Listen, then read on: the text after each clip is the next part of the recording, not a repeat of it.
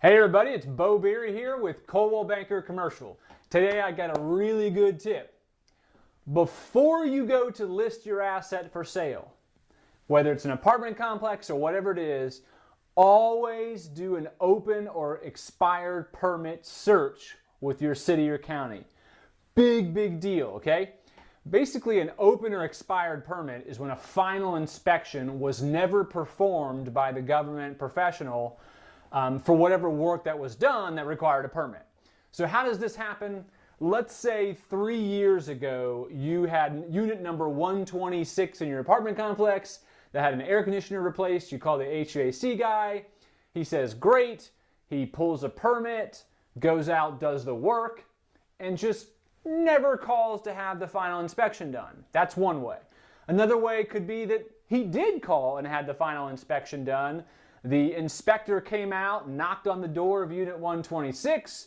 The tenant never showed up, and so they just forgot to re-inspect it or reschedule the deal. There's all kinds of ways how these things happen. A good 15-20%, okay, of permits are left open or expired. It's insane.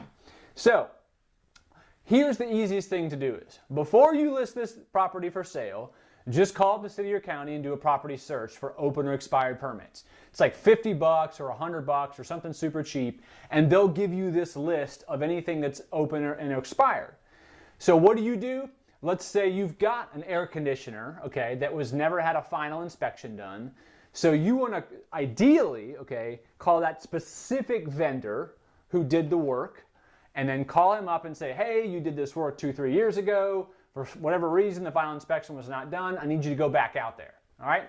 And they're used to this. These things happen all the time. If they won't be happy because they don't get paid because it should have been closed out, or they may want payment. That's how you have to negotiate that part of it.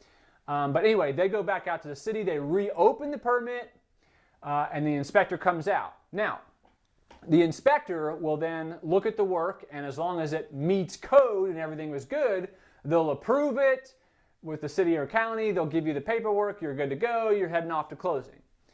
If it wasn't done correctly, you may have to expend additional money to have the work done correctly and then have them come out and re-inspect again so you can get the completion paperwork.